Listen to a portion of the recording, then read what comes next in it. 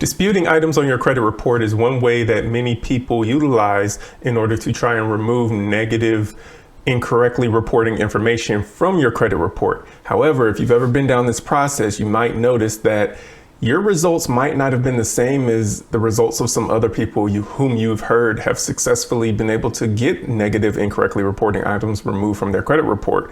And so I'm going to dig into a little bit of why that is that you might not be experiencing some of the same results that other people are experiencing.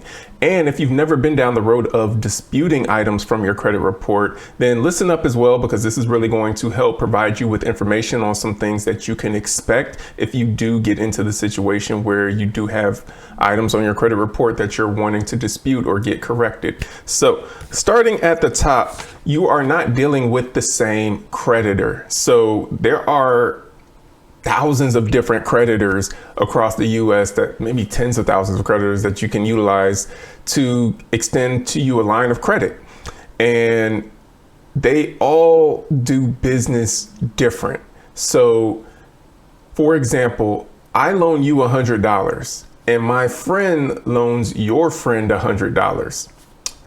Now, neither you or your friend pay me or my friend the $100 that we owe back. So me and my friend feel like we're owed the $100 that we loaned you, and you and your friend don't pay back. So if your friend disputes that they no longer owe the $100, let's just say that that dispute gets resolved and it gets removed from their credit report. It no longer shows that they owe the $100. However, you try to do the same thing your friend did, and it doesn't get removed. You're not dealing with the same creditor. So your friend is dealing with my friend, but you're dealing with me. And so because we might do business differently, we might handle things differently, because you're not dealing with the same person, that's part of the reason why you're going to get a different result. Now, to dig a little bit deeper into that, when you make a dispute with the credit bureaus, one of the things that the credit bureaus is going to do is that they're going to reach out to whoever you owe the debt to. So in our scenario, they're going to reach out to me to try and validate that debt. They're also going to reach out to my friend to try and validate that debt that we are saying that you owe. Now, let's say that, for example, my friend didn't keep accurate records of paperwork that you may have signed or agreements that validate that you do owe that $100. But let's say I kept impeccable records that stated that, look, you signed this agreement here. This is your signature. This is proof of your identification. I can validate the debt for the credit bureaus. That is another thing that might play into why your friend was able to get their debt removed, because they were dealing with a creditor, i.e. my friend, who did not keep great records, cannot validate the debt to prove that you owe it, and thereby it falls off. Whereas I kept great records, I'm able to validate the debt to prove that you owe it, and it stays on. So those are some of the things as well that can cause for a difference in the results that you might have from the results that someone else might have. You're not dealing with the same entity. But in addition to dealing with the same creditor, you also might not be dealing with the same bureau. So not all creditors report credit information to the same bureaus. That's why your credit scores differ from TransUnion, Equifax, and Experian. Even though they might all use the same criteria in formulating your score, they have different information, because let's say that, again, using our example, I report your credit information to TransUnion, Equifax, and Experian, but let's say my friend only reports your credit information to Experian, or they only report it to TransUnion. Then when you go and try and dispute something, you're going to have to dispute it with each of the credit report or consumer reporting agencies, also known as the credit bureaus. Whereas your friend might only have to dispute it with the one that my friend is reporting to. So that's another thing. You might be dealing with different credit bureaus, or maybe if I only report to two and my friend reports to the one that I don't report to, the different bureaus might have different processes of how they are handling your disputes, which means that you might get a different response. So that's something else that might lead into it. Another thing on top of that, sticking with the bureaus, is that the bureaus are not going to give the same response for every type of dispute. Let's say that you're disputing $100 credit card debt and your friend is disputing $100 credit card debt. The bureaus are not necessarily going to respond to you the same way that they respond to your friend. There might be differences, because if everyone was disputing the exact same thing in the exact same way, and the bureaus always gave the exact same answer, then it would become this formula of everybody knows exactly what they need to do to get items removed from their credit report, or to get, things rectified, or whatever it might be. But it's a much more involved process than simply, I've got this debt, I dispute it, my friend got it removed, I should be able to get it removed too. There's so many other layers in there that you might not be aware of. So just remember that you are also dealing with bureaus who are not going to respond the same way. You might get a stall letter from the bureaus, whereas your friend might not get a stall letter. And what's a stall letter? If you don't know, a stall letter is a letter that the consumer reporting agencies, aka credit bureaus, send you when you try to dispute an item, saying that we don't believe that this item that you're trying to dispute is being validated by you, or we don't believe that this dispute is coming from you. We believe it's coming from a third party credit reporting business or credit reporting agency, which is within your right to utilize a credit reporting agency if you wanted to utilize that to assist with your disputes. But they might say, we don't believe that this is coming from you. We believe this is coming from some credit reporting agency, or we don't, we believe this to be fraudulent, or this has not been validated in terms of where this information is coming from. Maybe you didn't include a copy of your driver's license, or a copy of proof of your residence, where you actually live at, proof of your address. Maybe that wasn't included in the dispute. So because you didn't include that information, now that's grounds for the consumer reporting agencies to say, we don't believe that this is a valid dispute, so we're not going to investigate it. So that's another thing as well, to make sure that you have all the correct information in the dispute that needs to be in there. But in addition to that, you also want to realize that disputes cost money for the consumer reporting agencies to investigate. So when you send a dispute to TransUnion, Equifax, or Experian, that costs time and resources in order for them to investigate that dispute. And according to law, those disputes need to be investigated so that it can be determined whether or not accurate and validated information is being reported to your credit report, which is required by law for them to do. So because it's costing them money, you can imagine that businesses, which all of the credit reporting agencies, consumer reporting agencies, they are all businesses. They are private businesses. They are not government entities. They're private businesses that are wanting to make a profit.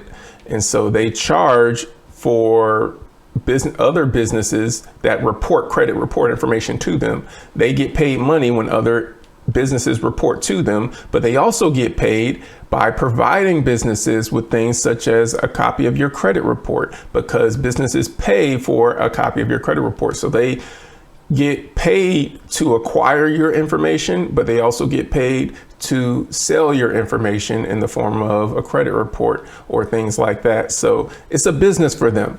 And when you dispute something on your credit report, it's going to cost them money. It's going to cost them time and resources to investigate that dispute to make sure that it's accurate. And by law, they have to report accurate stuff on your credit report. So because of that, you might receive what's called a stall letter, which is a letter they're basically just trying to stall them having to report this information, because maybe they don't want to spend the time or the resources that it's going to take, because understand that they get millions of disputes within a year of, people who are disputing items on their credit report. There's so many disputes that come in. So obviously they're not wanting to just remove everything that comes in, because a lot of that stuff might be valid and might need to stay on the credit report. So because of that, that's just another reason why there's a cost associated with that, and they're running a business. But that speaks to why you might want to continue to keep the press on if you're not getting the incorrect information on your credit report corrected. Continue to press on, because you are legally allowed to not only dispute items on your credit report, but there are laws that they have to abide by to ensure that accurate information is being reported to your credit report. And there are also laws that protect you as well. Not going to get into all of that in this episode, but just understand that it is a process. And so it may take you several months. It might take you in excess of 6 months, but you have some people, again, that might be able to get it taken care of in 2 or 3 months. It really all depends on, again, one of the many factors that I've already listed. But going on to another thing that it might depend on is the method that you're actually using to dispute the items on your credit report. So if you are looking to have items disputed on your credit report that you would like to have removed or corrected, there are multiple different ways that you can accomplish that. A lot of companies offer the ability for you to do what's called an online dispute, where you just go online to the website and you dispute it that way. In my opinion, that's not one of the more effective ways of being able to dispute an item, but it is a method.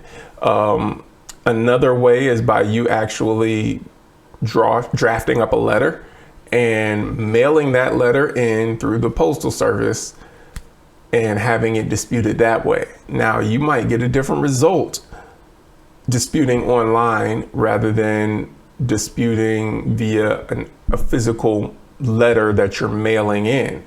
But in another layer of that, in addition to that physical letter, you also might get a different result if you're sending that letter via certified mail versus just sending it through, regular mail, regular priority mail. So that might also influence the decision. You also have some people that take it a step further and they have their dispute letters notarized. So they notarize them, then they send them via certified mail into the consumer reporting agencies or the creditors, depending upon who they're disputing. Whereas some people don't take any of those extra steps.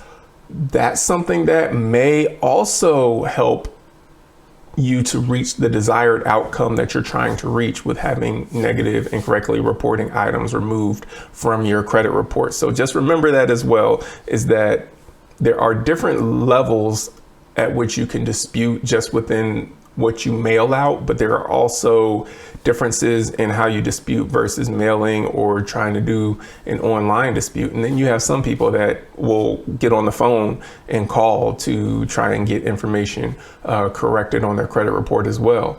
That's also an option that you can use with some things on your credit report, and you might get a different result depending upon who you speak with.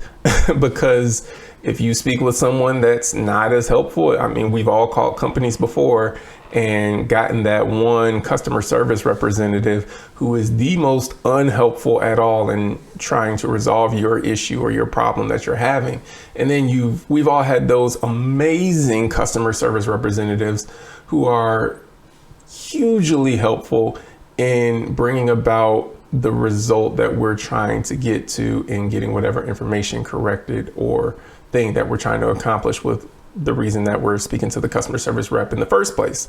So those are some things that might determine why your results are different than someone else's. And this is not an exhaustive list, but these are some of the more common things that might play a role. Now, again, no one can actually pinpoint one particular reason and say, this is why your results are not the same as your friend's results, or why your results are not the same as someone else's results. No one can pinpoint exactly why, because there's so many variables at place. However, these are some of the more common reasons that you might want to look into in terms of if you've been trying to dispute for a while some items that are incorrect on your credit report and you're not getting the results that you want. These might be some of the things that you might want to consider. You might want to look at, okay, what credit are you dealing with? What bureau are you dealing with? But you also might want to look at what's in the letter that you're sending to the credit bureaus. If you're sending a letter. Now, if you're using an online dispute, you might want to change that up and actually send in a physical letter, and then also look at what information is actually on that letter that you're including, because there is some information that's required to be on there to really help you with being able to get more progress or more traction in getting that incorrect item corrected on your credit report and everything. So those are some of the things that you really want to look at in terms of why you're not getting the results that you would like to get. So that's what I have for you. Hopefully it's been beneficial and at least opening your eyes a little bit more to why your results might not be the same. However, I do want to leave you with this. Stay consistent. Keep the press on. Continue to work on getting those negative, incorrectly reporting items from your credit report. If something's reporting to your credit report that should not be reporting, you want to get that corrected. And I've heard a bunch, and you may have heard it as well, that the vast majority of credit reports have errors on them. It might just be errors with your personal information. If it's just your personal information, you still want to get that corrected, even if it's just the spelling of your name or addresses that you never lived at or that have no relation to you. But those things also might be indicative of fraud or identity theft that has taken place if you've got items showing up on your credit report that you did not authorize, or addresses that you've never lived at, names that you were never known by, or misspellings of your name. Those are things that you want to get corrected and make sure that there's no identity theft that's going on, because these are things that can really tank your credit score. These are things that can really hurt and destroy you when it comes for you trying to make a big purchase, such as a home or even purchasing a car. These are some things that might stall the progress that you're trying to make in those areas. So keep the press on. If you get a stall letter from the bureaus or from the consumer reporting agency stating that, you know what, they don't think that this is a valid dispute, or they think that this has come from a third party and not from you, whatever it is, send another letter in, because you have a right by law to have negative, incorrectly reporting items that are reporting on your credit report removed. So those incorrect items, obviously if it's a positive item, you're not going to want to have that removed. So that's why I keep saying negative, incorrectly reporting items, because positive items, you generally will want to keep those there. But you have a right by law to have those negative, incorrectly reporting items removed from your credit report or corrected so that they are no longer incorrectly reporting. So that's what I'm gonna leave you with. Hopefully this has been beneficial for you. And I have a lot of other information that I put on this channel as well, being my YouTube channel. If you go to Frederick M Official, there will be some, verbiage in the description that you can read to get more information on that. But I try to do as much as I can to try and help people with, free information that I put out on the channel, free information that I put out through this podcast, so that it will help inform you on the things that you can do to be able to purchase a home. That is my ultimate goal, is to try and help as many people as possible become homeowners. That is the big goal for me. And so this is one step in that process. And one of the reasons why I focus on credit is because it is the number one thing that I see that prevents so many people from being able to purchase a home, is that they have bad credit. And some of that is due to things that are outside of individuals' control. Some of that is due to things that are identity theft and fraud. So I want to help provide you with guidance and with resources that can help you be able to get these things corrected. So without further ado, that's what I have for you. Thank you for taking the time to tune in. Take care, be blessed, and we'll see you in the next episode.